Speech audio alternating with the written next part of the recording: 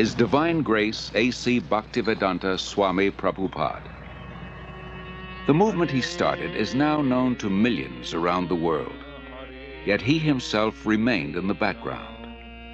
Without personal ambition, he worked humbly to spread Kṛṣṇa consciousness, devotional service to the Supreme Personality of Godhead. Yet his achievements and personal character did not go unnoticed. The world's leading scholars and religionists praised his unique contribution, and thousands grew to love him as their dearmost friend and well-wisher. In his memory, his disciples erected a stunning memorial in the hills of West Virginia, now visited by 500,000 people a year.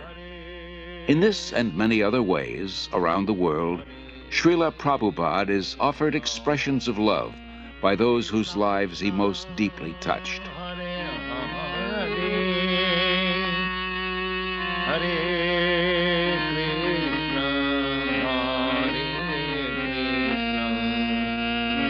Kṛṣṇa Kṛṣṇa Hare Hare Hare Rama Hare. Always remember Kṛṣṇa, God, and never forget him. This was the goal of the rich spiritual culture that flourished in India for thousands of years. Even today, Lord Kṛṣṇa is remembered and glorified through monumental achievements in architecture, art, drama, music, dance, and philosophy. Calcutta, 1896, the capital of India, the crown jewel of the British Empire, an elegant city of wide avenues and spacious parks. It is here that Aboy Charanaravinda Bhaktivedanta Swami is born. A pure devotee of Kṛṣṇa from birth, Aboy Charan is raised in a well-to-do mercantile family. From infancy, he goes with his father to the Radha Kṛṣṇa temple, and at age 4, the child spontaneously begins worshipping similar deities in his home. When Aboy Charan hears of Ratha Yatra, a traditional festival in honor of Lord Kṛṣṇa, it further inspires his natural devotion. With his father's help, every year he holds his own small celebration, drawing the neighborhood children into the festivities. At age 8, Aboy Charan enters the nearby Mati Lal Seal School. After graduation, he attends Scottish Churches College, one of the most respected in Calcutta. At the time, Mahatma Gandhi is organizing his countrymen in a nationwide boycott of everything British. Gandhiism is surging through India, uniting her in a massive non-cooperation movement. Sensitive to British subjugation of India's culture and people, Aboy Charan becomes an early supporter of Gandhi's movement. But 1922 marks a turning point in Aboy Charan's life. He meets Srila Bhaktisiddhanta Saraswati Goswami, the greatest devotee of Kṛṣṇa of his time. Srila Bhaktisiddhanta belongs to the disciplic succession of spiritual masters extending back to Lord Kṛṣṇa himself. He convinces Aboy Charan that Kṛṣṇa's spiritual message transcends India's dependent position. Nothing is more important. He requests Aboy Charan to spread Kṛṣṇa consciousness in the Western world. Aboy Charan hears and is deeply impressed. By this time, Aboy Charan has a growing family. He moves to Allahabad and starts a successful pharmacy. All the while, his spiritual master's words remain implanted in his heart. In 1933, he becomes a disciple of Srila Bhaktisiddhanta, who comments, "He will do everything in due time." 3 years later, Srila Bhaktisiddhanta leaves this world, after again requesting Aboy Charan to preach in English. Aboy Charan takes his words to heart and starts writing prodigiously.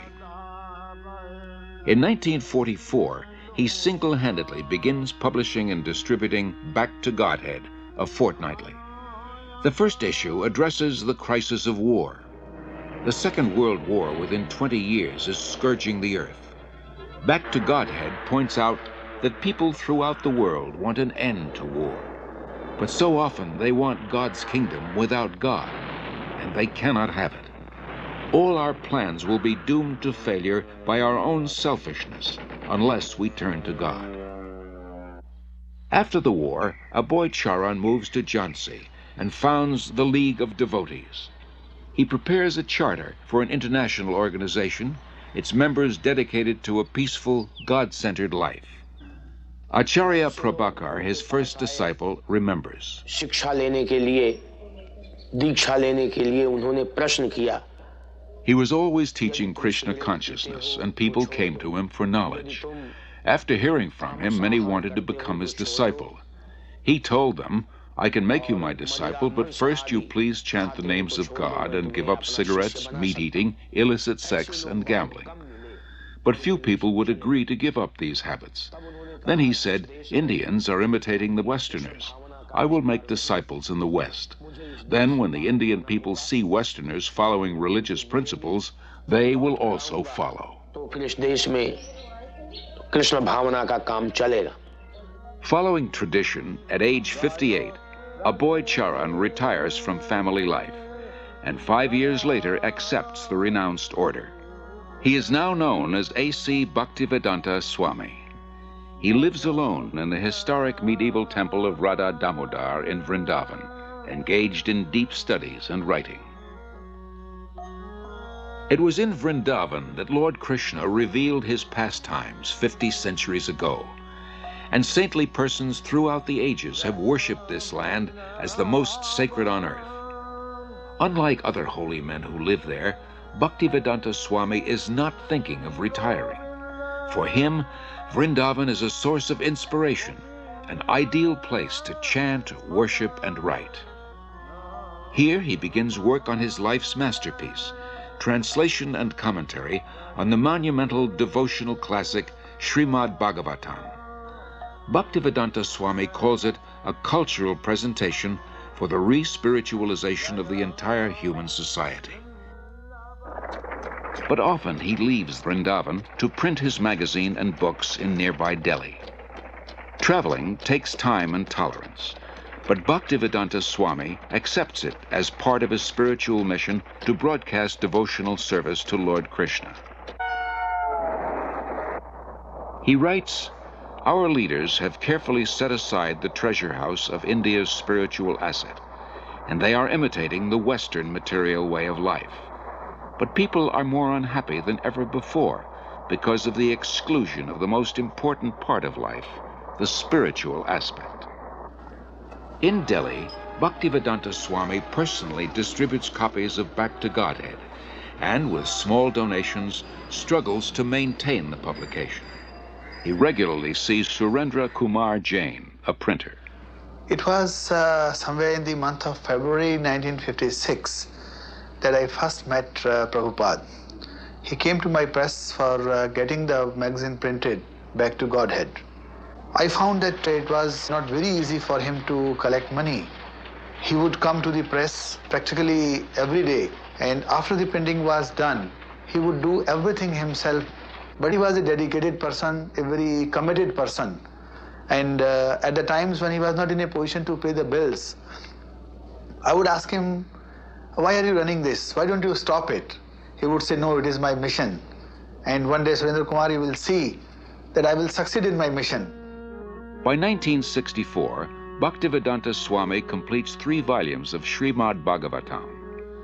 Prime Minister Lal Bahadur Shastri lauds his accomplishment and recommends his books for placement in India's public libraries.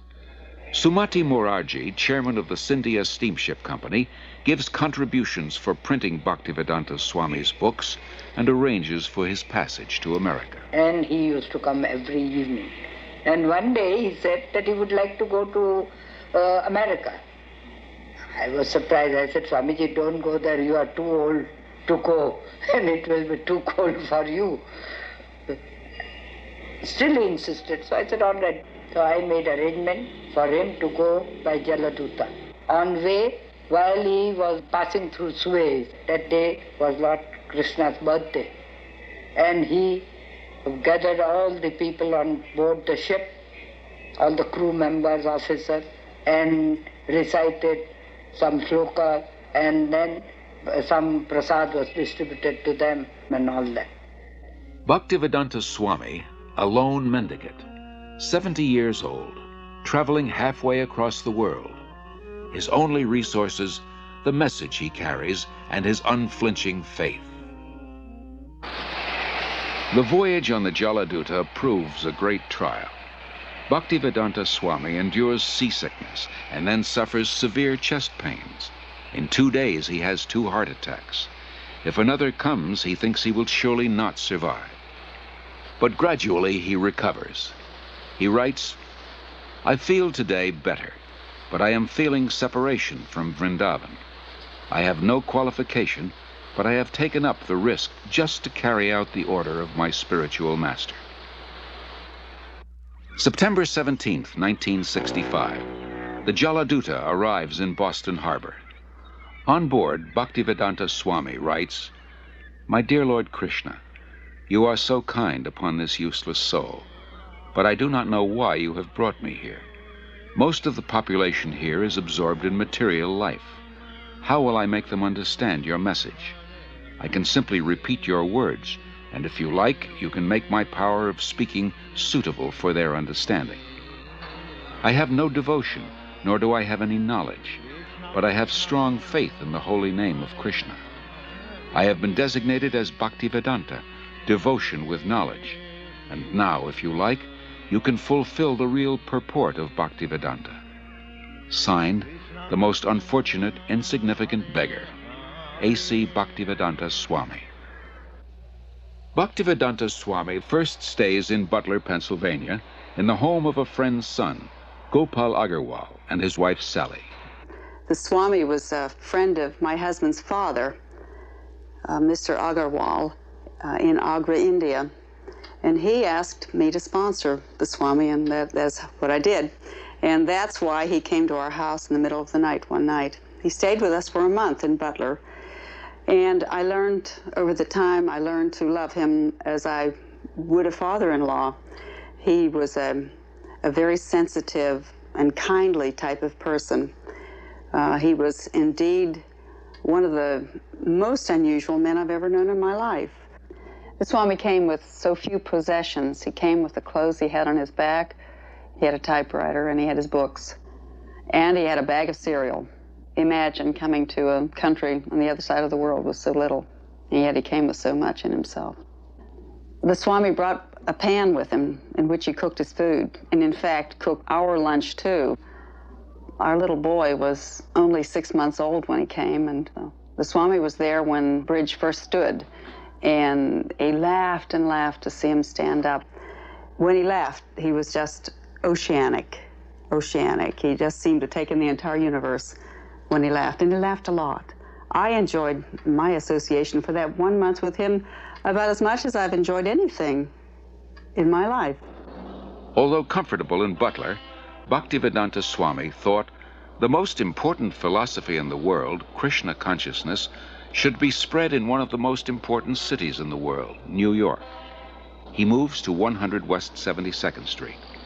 3 months later, his typewriter and tape recorder for translating are stolen. Bhaktivedanta Swami later said, "I came to America risking my life. I was physically unfit and at the fag end of my days. Sometimes I did not know where to live, nor was I used to the severe cold. Seemingly I was alone for 1 year, but I never felt alone. I always felt the presence of my spiritual master, so I did not lose my enthusiasm, despite all difficulties." Bhaktivedanta Swami arrived in America during a decade of discontent. There's widespread dissatisfaction with America's war in Vietnam and with what some consider her racist, exploitative dealings at home and abroad. Disillusioned by the establishment, the youth create a counterculture of their own. Around the time Bhaktivedanta Swami came, waves of Americans are breaking away from the status quo, searching for an alternative. For a short time, Bhaktivedanta Swami lives in the Bowery in a loft given by a friend. Mukunda Goswami, who was attending his classes at this time, tells of their first meeting. He wore very thick glasses and had a big Sanskrit book spread out before him. His voice was very deep and resonant.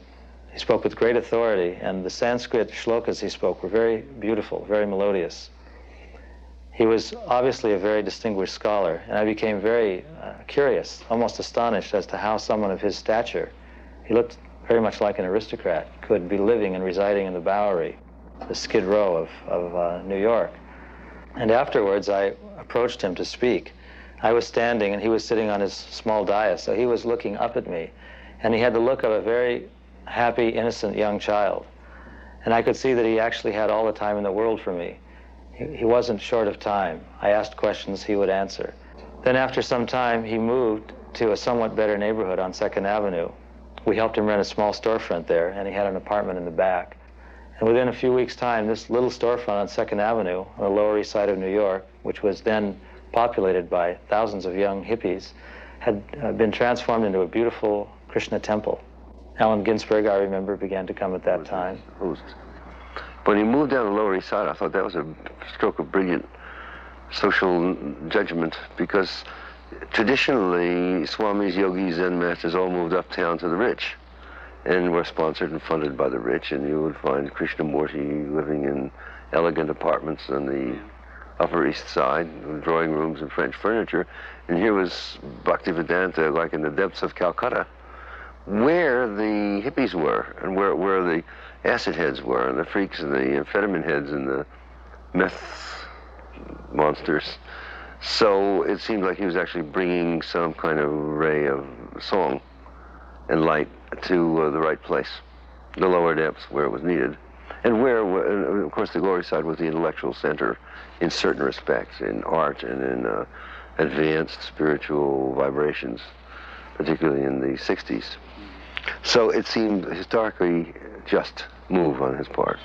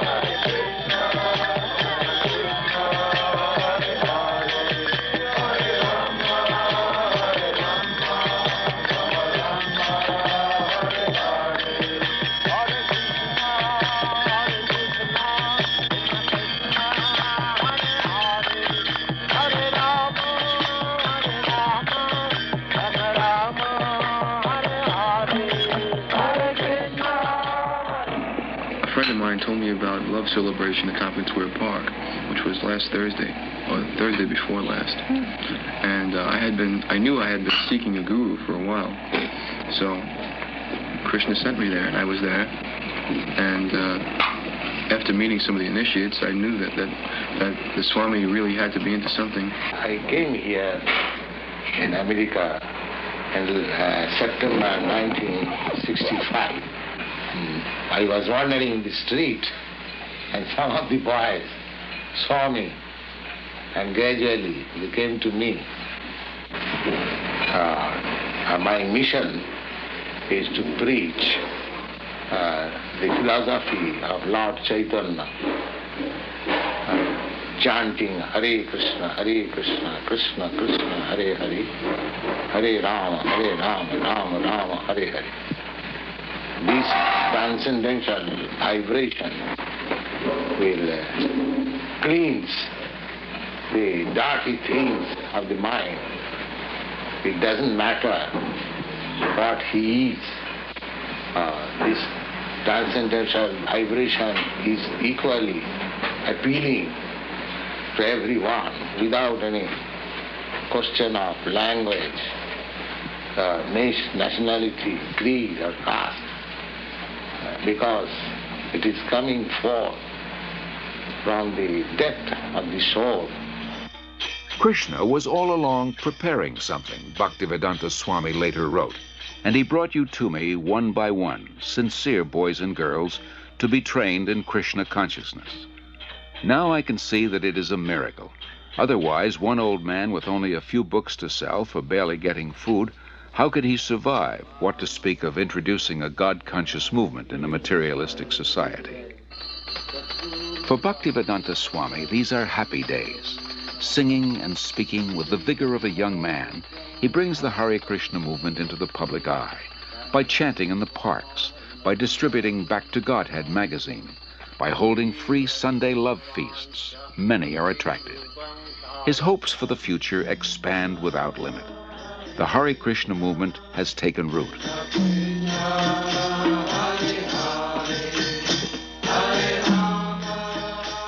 Sometime in the spring of 1967, people handed me clippings from New York newspapers saying that there was a Swami in New York City. So I went to New York to look up this person and his movement.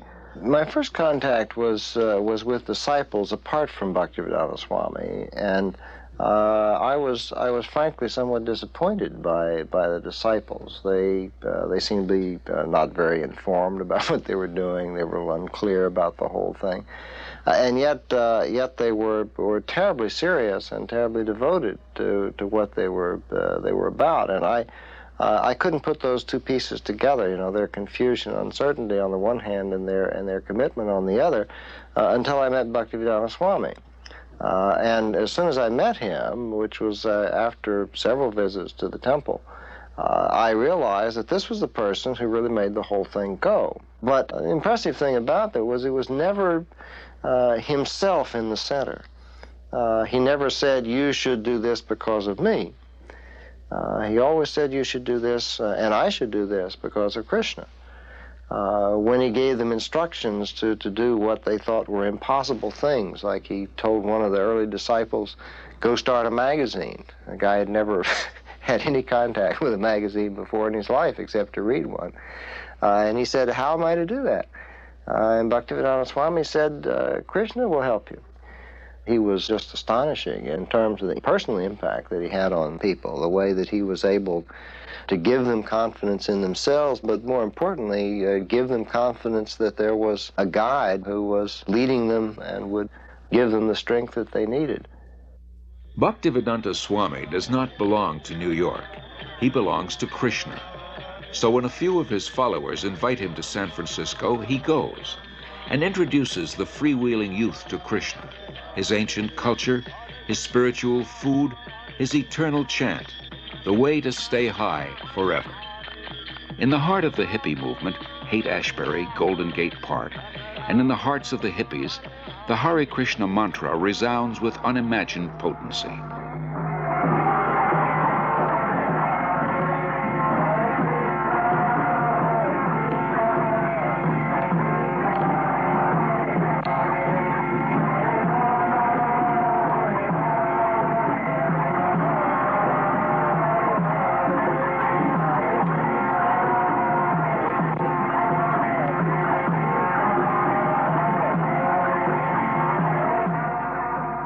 As in New York, Bhaktivedanta Swami gathers sincere followers. The Hare Krishna movement begins to grow. Bhaktivedanta Swami becomes respectfully known as Prabhupada, meaning one at whose feet the masters sit.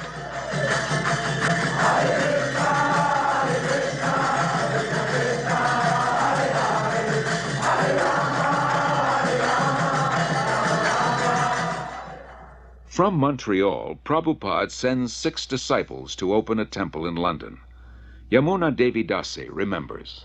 So we went to London that fall, and although we had no permanent place of residence and we were completely dependent on Kṛṣṇa, somehow or another, by the enthusiasm that Srila Prabhupada had given us in Montreal, we were able to make contact with George Harrison, who was a member of the Beatles at the time.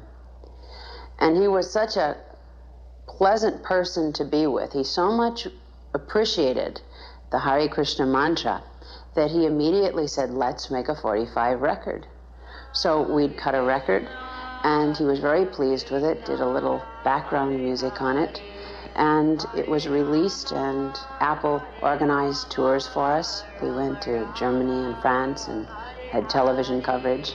And in this way, the London Times wanted to do, the Sunday Times wanted to do a feature on us. And we were able to send the report back to Srila Prabhupada with the headlines, "Krishna Consciousness Startles London." As people come to him, convinced of the Krishna conscious philosophy, Srila Prabhupada accepts them for initiation, not on the basis of birth, as in the rigid Hindu caste system, but on the basis of qualification and sincerity. In the whole history of Indian spiritual life, no one has ever attempted something as bold and seemingly impossible: to transform Westerners into full-fledged devotees of Lord Krishna. But by his intense spiritual energy and compassion, Srila Prabhupada is successful beyond his own expectations. How old is the movement? Well, from historical point of view, it is about 5,000 years old. Why has it just begun to really catch on in the Western world? I mean, just recently, in recent years, has it begun to sweep the Western world? Why is this? The Western world, the younger generation were being frustrated, the hippie movement. So, when they saw something tangible, they accepted it. What things would, if everyone in the United States believed in Kṛṣṇa to the extent that you do, what would happen to this country? How would it be transformed? They'll be very happy and peaceful. There will be no more hippies. What would you describe as a hippie? Someone who smokes... You know better than me. Something extraordinary. The thing that really inspired me the most about Srila Prabhupada was his complete dedication to his devotees.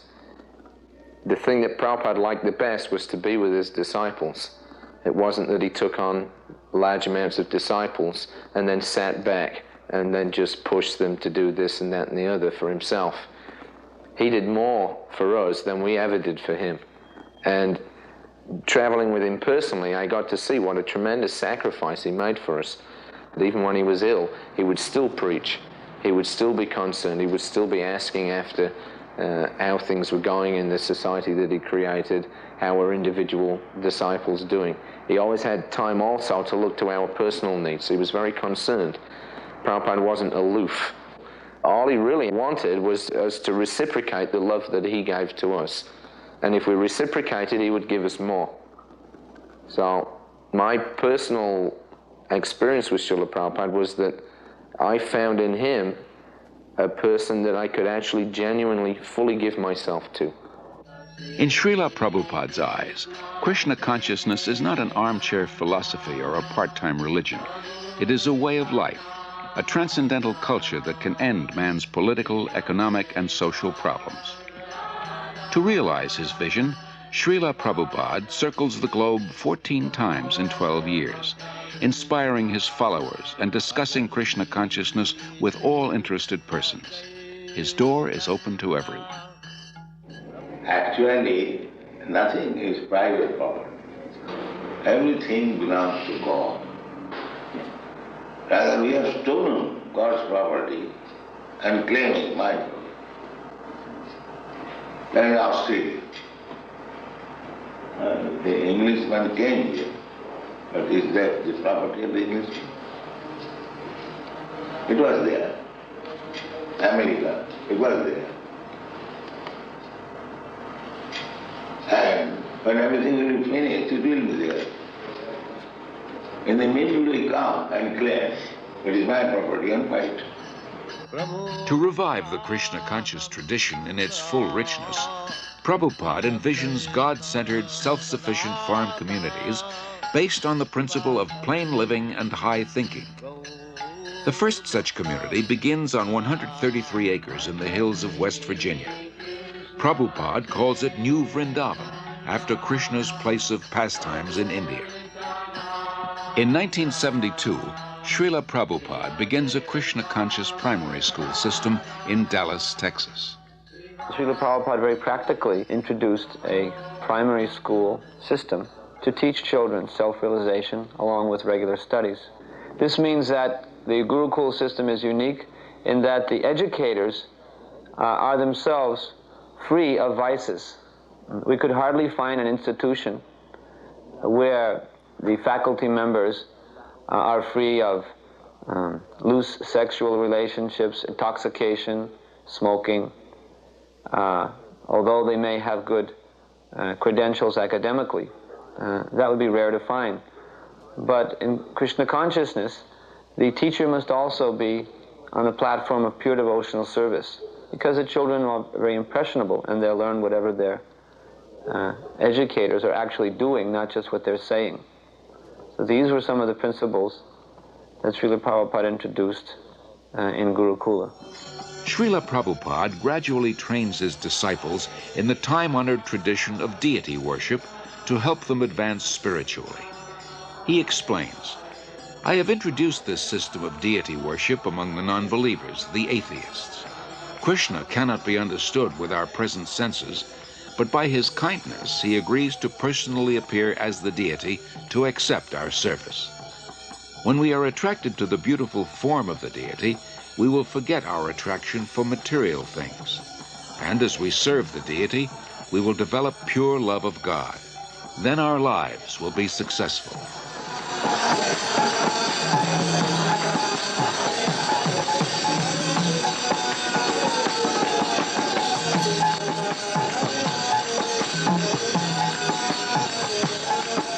In Melbourne, Australia, Srila Prabhupada worships Lord Chaitanya, a divine incarnation of Krishna. By Chaitanya Mahaprabhu's mercy, we have installed the deity here in your country. You are very fortunate that Chaitanya Mahaprabhu has come to your country to teach you how you become free of all anxiety. This is Chaitanya Mahaprabhu's mission. Everyone is full of anxiety, but everyone can be free from all the anxieties if he follows the path chalked out by Sri Chaitanya Mahaprabhu. As people are fallen in this age, the method also has been offered very simply. They have been recommended simply to chant the holy name of God. That's all.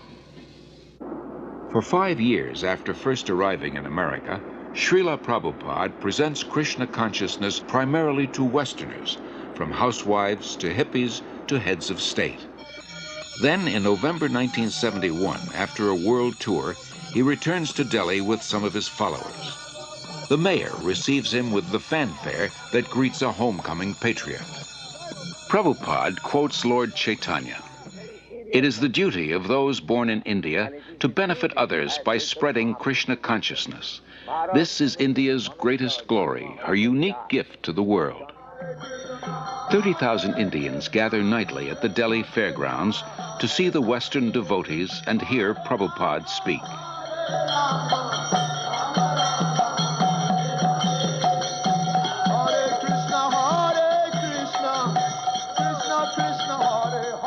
To bring about this change in India, that the revival of Krishna consciousness, Prabhupada's plan was to bring his dancing white elephants. He told us that when I bring my Western disciples to India, they will all come to see my dancing white elephants, he said. So we were actually very fond of being Prabhupada's dancing white elephants. We took that as the special mercy of Prabhupada on us, that we could be his dancing white elephants and help him in any way we could to preach Krishna consciousness in India. Prabhupada was told by an astrologer in Navadip in West Bengal that when he saw Prabhupada's face, a photo of Prabhupada, he said, this man, he has the ability to make a house in which the whole world can live peacefully. To make a house in which the whole world can live very peacefully. And when I told Prabhupada that, he said, yes, that is my mission, that within Krishna consciousness, the whole world can live peacefully. While the Hare Krishna movement spreads worldwide, Srila Prabhupada wants to nurture its roots in India. He journeys to Mayapur, West Bengal, the birthplace of Lord Chaitanya. It was Lord Chaitanya who inaugurated, 500 years ago, the congregational chanting of God's holy names. In Mayapur, devotees purchase a small tract of land and start constructing an international guest house. For a handful of devotees who know nothing about construction, this is not an easy task. Srila Prabhupada directs and encourages them. For ourselves, he says, we are happy and satisfied living in a grass hut. But if we simply have a hut, who will come here? The more we develop our land, the more people will be attracted. Prabhupada plans to build a temple of understanding to house the world's largest planetarium, and around it, a spiritual city with schools, shops, farms, and many temples for worshiping Lord Kṛṣṇa. Within the hearts of India's people is a natural respect for the eternal Krishna-conscious culture. Many come forward to take part in Srila Prabhupada's movement and accept initiation from him. No one should go hungry within a 10-mile radius of the temple, Prabhupada instructs.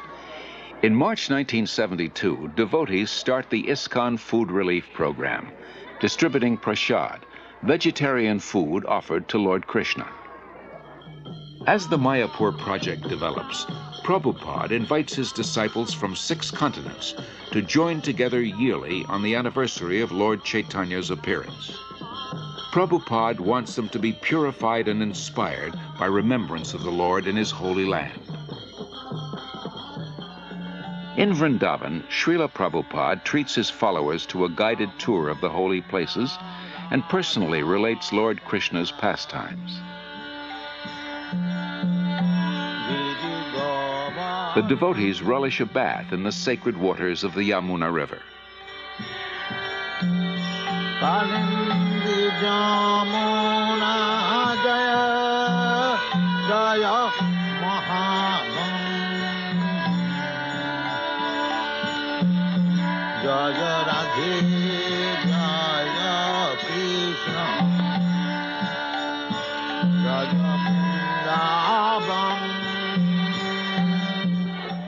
Prabhupada acquires land in Bombay, India's most cosmopolitan city.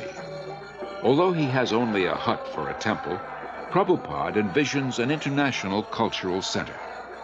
His ambition is to give as many people as possible access to the nectar of transcendental life, whether through philosophy, service, or spiritual food, so that everyone can become happy, hopeful, and peaceful. Dr. N.D. Desai, a leading Bombay industrialist, recalls. From 1971 through 1977, I must have met Prabhupada many, many times. And each time I met Prabhupada, I would try to find fault with him. And even I would try to make him angry, or I once even tried to find out whether he was greedy. I just couldn't find any fault with him. In fact, you know, in matter of business life or daily life, we do try to see the weakness of the other person, and sometimes we try to, as a businessman, try to take advantage. But here was a person who just wouldn't become agitated. There was absolutely no lust in him. There was no greed in him. There was, I couldn't see a spot of jealousy in him. And then I realized, after 6 years of that he was a very empowered, divine person.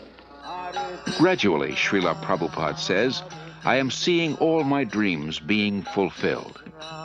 In Bombay, a spacious marble temple, a theater, a restaurant, a library, and a twin-towered 7-story hotel. In Mayapur, the planned spiritual city develops. Hare Krishna, Krishna Krishna. In Vrindavan, the popular Kṛṣṇa Balaram Temple, an international guest house, and a secondary school. Prabhupada sees his society grow into a worldwide confederation with more than 100 temples, restaurants, institutes, schools, and farm communities. 500 years ago, Lord Chaitanya predicted that one day the holy name of Krishna would be heard in every town and village of the world. By the mid-70s, Hare Krishna becomes a household word. When I first met the first Hare Krishnas, I can remember how surprised I was, and really I wondered what this meant. The costumes and the chanting and the shaved heads appeared a little strange, a little bizarre to me. But the more I came to know the movement, I came to find that there was a striking similarity in the essence of what they were teaching and saying, and in my understanding of the original core of Christianity.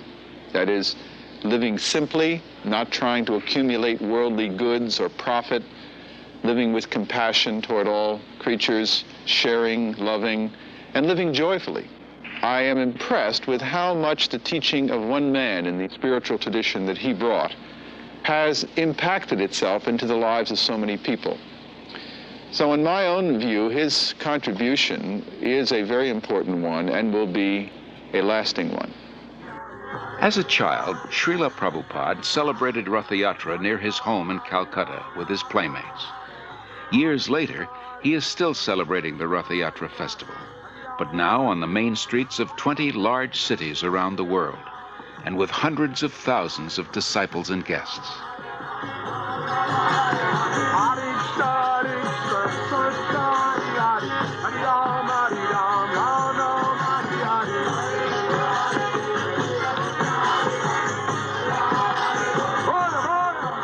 People follow, imitate Americans.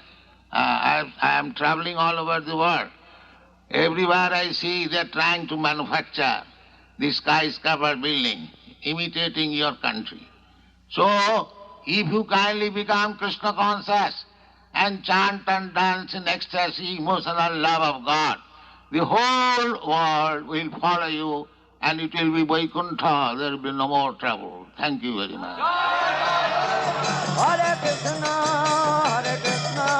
Krishna Krishna, Hare Hare, Hare Rama, Rama Rama, Hare Hare, Hare Krishna, Krishna Krishna, Hare Hare, Hare Rama,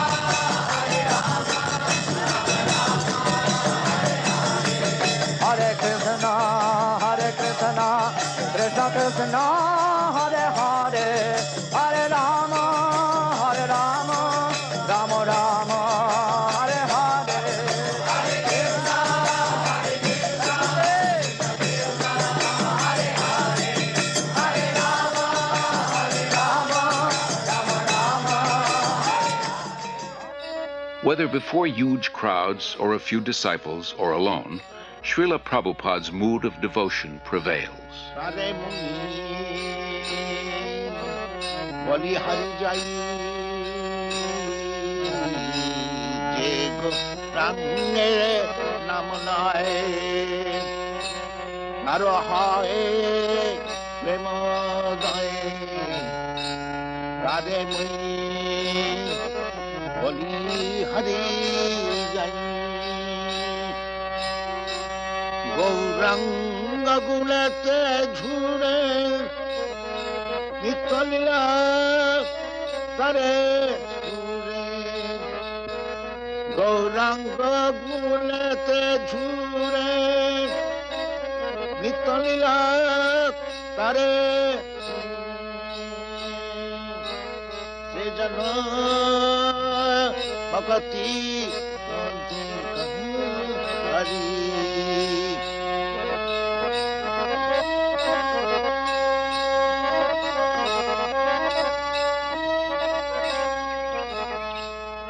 Wherever in the world he happens to be, Srila Prabhupada follows a regular daily schedule. In the quietude of the early mornings, he goes out for lengthy strolls and shares intimate moments with a small group of students and guests. Rejecting superficial and dogmatic thinking, he carefully guides his students to increased insight and understanding. After his walk, Srila Prabhupada greets the deities of the Supreme Lord, offers obeisances, and lectures on a verse from Srimad Bhagavatam.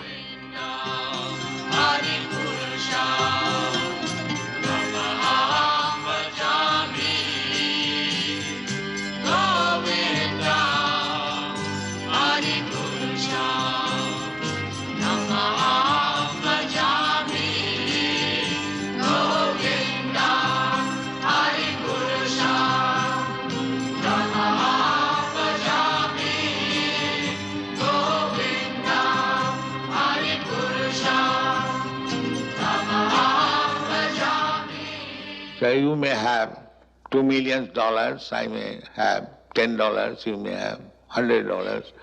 Everyone has got some riches. That is admitted. But nobody can say that I have got all the riches. That is not possible. If somebody can say that I have got all the riches, he is God. That is spoken by Kṛṣṇa.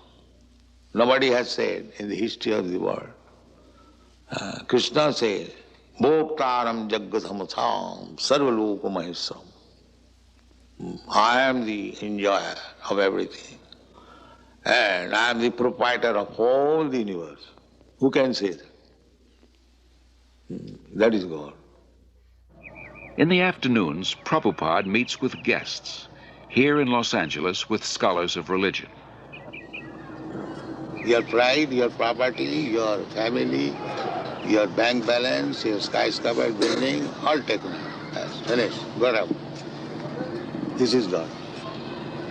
Now you understand God? To believe or not believe, God will come one day. He'll take you, take your everything and get out. That is stated in the Bhagavad Gita. Those who are not believers in God, to them I come as death and take away everything. Finished. That one has to believe. Yes, as sure as death. Then God is sure. So unless one is madman, he cannot say there is no God. Anyone who denies the existence of God is a madman. Prabhupada, wouldn't it be better to say he's blind, he's stupid? Yes, the same thing. The mad is the sum total of stupidity. Festival takes place. Wherever Srila Prabhupada is, he continues to write prolifically. Rising long before dawn, he spends hours translating and commenting on original Sanskrit and Bengali texts. Or sometimes they wash their hands and feet before entering the temple. His most significant contribution is his books. Srila Prabhupada sees 60 million distributed in 28 languages. Professors from dozens of major universities use them as standard texts and write appreciative reviews.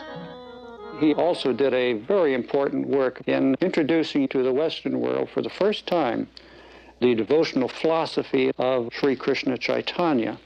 Not only did he introduce these texts, but he introduced them in a way that was quite different from the other translations that had been made. I had read so many different translations, for example, of the Bhagavad Gita, which had all been interpreted from the impersonalist type of philosophy of the Advaita school. And here, you might say, for the first time was a truly devotional translation, a spiritual translation of the text, which I felt really came much closer to the true meaning and the purpose of the Bhagavad Gita. Established in 1972, the Bhaktivedanta Book Trust exclusively publishes Srila Prabhupada's works. It becomes the world's largest distributor of books in the field of Indian religion and philosophy. For Srila Prabhupada, The transcendental knowledge in these books forms the basis of the Hare Krishna movement, a movement prophesied to grow for the next 10,000 years. In 1977, despite his failing health, Srila Prabhupada continues traveling and teaching. February 1977, the world's largest pilgrimage, Kumbh Mela in Allahabad, India. Millions gathered to bathe in the holy Ganges. Although physically weak, Srila Prabhupada attends. His disciples perform kirtan and distribute books and Back to Godhead magazines. Practically from the very beginning, Srila Prabhupada gave us notice that he would not always be with us. Of course, it was only a few months after he opened the storefront on 26th 2nd Avenue that he became very ill, and he had that heart attack or whatever it was, and it seemed even at that time that he might leave then. And he warned us. He said, I am an old man. I may leave at any moment. The notice is already given. 70 that has already passed. So Prabhupada was never under any illusion that he would remain forever in this world with us. But he said, my instruction will remain. And he trained us from the very beginning to follow his instruction and to use our individuality to execute his instruction for the glorification of Kṛṣṇa. Although his illness steadily worsens, Srila Prabhupada speaks nightly at a program in Bombay. In May, he journeys to Rishikesh at the foot of the Himalayas to try to regain his health. There, he continues to instruct his intimate disciples. Then in October, Srila Prabhupada returns to his old home, Vrindavan, to spend his final days.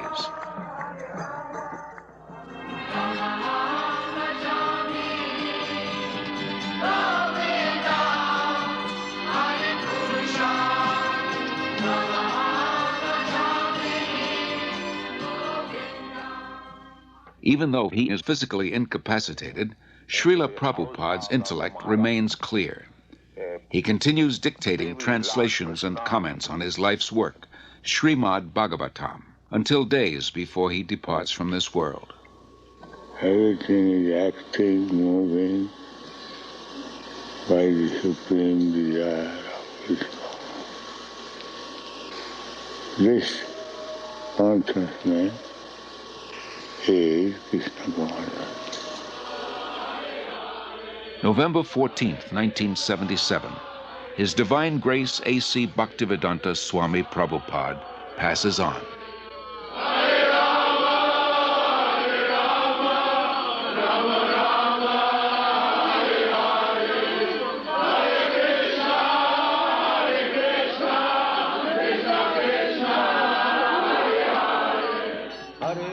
That divine personality who spoke on different subjects with thousands of meanings, who imparted knowledge in thousands of ways, and who inspired thousands of devotees, has now returned to his Lord, Sri Krishna. Being kind to his devotees, Lord Krishna gave them the association of Srila Prabhupada. Being independent in his desires, the Lord has now broken that association. Yet Srila Prabhupada remains. He lives forever in his teachings, and he lives forever in the hearts of his followers as their ever well-wisher.